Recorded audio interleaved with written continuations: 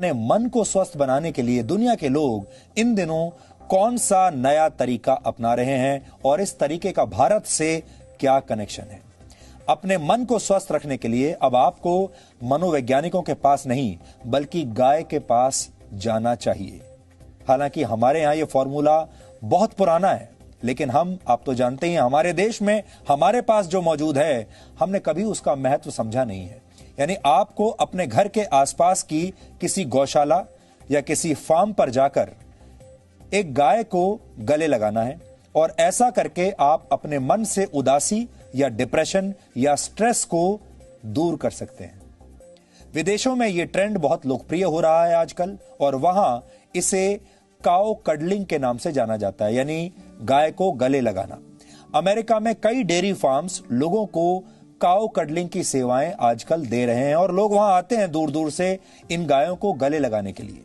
गायों को गले से लगाने की सुविधा देने वाले फार्म मालिकों के मुताबिक गाय का हार्ट रेट इंसानों के मुकाबले थोड़ा कम होता है और उनके शरीर का तापमान थोड़ा ज्यादा होता है इंसानों से।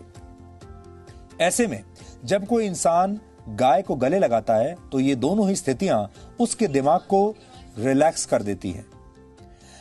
मेडिटेशन यानी ध्यान के दौरान भी दिल की धड़कन धीमी हो जाती है और ऐसा ही गाय को प्यार से छूने या उसके साथ खेलने के दौरान भी होता है।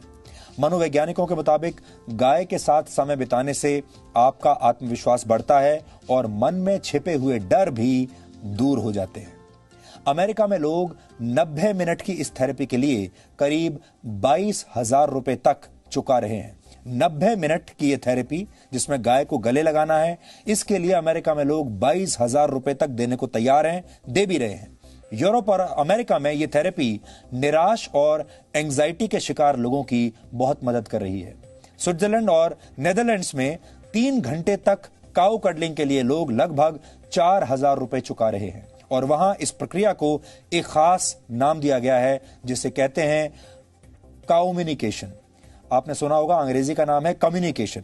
उस कम्युनिकेशन को उन्होंने कर दिया है काउम्युनिकेशन, काउ के साथ कम्युनिकेशन यानी गाय के साथ संवाद, अगर हिंदी में इसकी बात करें तो। हमारे देश में जब हम किसी भोले भाले व्यक्ति की तारीफ करते हैं तो अक्सर कहते हैं ये तो गाय की तरह सीधा है। गाय का यही सीधा और शांत स्वभाव अब दुनिया भर के लोगों को भा रहा है, उन्हें पसंद आ रहा है। भारत दुनिया का अकेला ऐसा देश है जहां गाय को मां का दर्जा दिया गया है, लेकिन अब ये गायें दुनिया भर के लोगों को भी मां की तरह प्यार दे रही हैं और उनके दिमाग को शांत बना रही हैं, उनके स्ट्रेस को कम कर रही हैं। ठीक वैसे ही जैसे जब आप अपनी मां की गोद में लेट जाते हैं तो आप सारी दुनिया के दुख दर्द भूल जाते हैं, सारी टेंशन, सारा स्ट्रेस आप भूल जाते हैं। यानी गाय अब सिर्फ भारत नहीं बल्कि जगत माता बनने की राह पर है। हमने गाय की इन ममता भरी तस्वीरों के आधार पर आज आपके लिए एक बहुत ही स्पेशल रिपोर्ट बहुत प्यार से तैयार की है जो आज आपका दिन बना देगी। इसे देखकर आपको भी गाय के साथ समय बिताने और अपने जीवन से नकारात्मक विचारों को दूर करने में बहुत मदद मिलेगी। आप चाहें तो इस वीकेंड पर खुद काउ कडलिंग का एक रियलिटी चेक कर सकते हैं, खुद करके आप देख लीजिए। गाय को प्रेम करके खुद को स्वस्थ बनाने का जिक्र भारतीय चिकित्सा पद्धति में कई बार आता है, लेकिन यह प्रक्रिया विदेशों में जाकर तो काउ कडलिंग बन जाती है, जबकि हमारे देश में हम ही लोग इसे कोई महत्व नहीं देना चाहते। इसलिए गाय के महत्व को समझने के लिए आपको उसके आर्थिक पक्ष को भी आज समझना होगा। आप इसे काउनोमिक्स यानी गाय का अर्थशास्त्र भी कह सकते हैं। वर्ष 2012 में किए गए लाइव स्टॉक सेंसस के मुताबिक भारत में कृषि के लिए इस्तेमाल होने वाले जानवरों की संख्या लगभग 51 करोड़ थी और इनमें से 11 करोड़ गाय हैं। भारत दूध का उत्पादन करने वाला दुनिया का सबसे बड़ा देश है। एक अनुमान के मुताबिक भारत में दूध का उद्योग 6 लाख करोड़ रुपए से भी ज्यादा का है। इसलिए आर्थिक नजरिए से गाय को सबसे फायदेमंद पशुओं में से एक माना गया है। गाय का दूध ही नहीं बल्कि उसका गोबर और गौमूत्र भी आर्थिक तरक्की के दरवाजे किसी के लिए भी खोल सकता है। गायों से हर वर्ष 10 करोड़ टन गोबर हासिल होता है जिसका इस्तेमाल ईंधन के तौर पर किया जाता है। इसकी कीमत 5,000 करोड़ रुपए आंकी गई है। ईंधन के तौर पर गोबर का इस्तेमाल करने से हर वर्ष 5 करोड़ टन लकड़ी की बचत होती है। रासायनिक खाद के मुकाबले गोबर से बनी प्राकृतिक खाद खेतों के लिए बेहतर होती है और इससे फसल भी अच्छी होती है। अर्थशास्त्र के बाद अब गाय के समाज शास्त्र को भी समझिए। ऋग्वेद में गाय को देवी की संज्ञा दी गई है। वैदिक शास्त्रों में किसी भी जानवर के मुकाबले गाय का जिक्र सबसे ज्यादा बार आता है। गाय से प्राप्त होने वाले दूध, घी, दही, गौमूत्र और गोबर को आयुर्वेद में पंचगव्य कहा जाता है, जिनका इस्तेमाल पूजा पाठ में भी होता है। वैज्ञानिक रिसर्च में भी यह साबित हुआ है कि गाय के दूध का सेवन करके कई रोगों का इलाज किया जाता है और आज भी बड़े बड़े शहरों में लोग गायों का दूध मुंह मांगी कीमत पर खरीदते हैं। गाय के दूध में प्रोटीन, कार्बोहाइड्रेट्स, मिनरल्स और विटामिन डी होता है। यह रोग प्रतिरोधक क्षमता को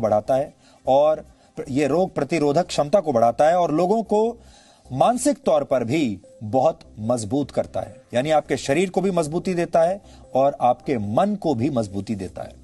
कुल मिलाकर गाय पर भले ही हमारे देश में अक्सर राजनीति होती रही है, लेकिन गाय का दूध, गोबर और गौमूत्र समाज के काम आता है। यानी गाय आर्थिक और सामाजिक तौर पर देश के लिए एक कामधेनु जैसी है।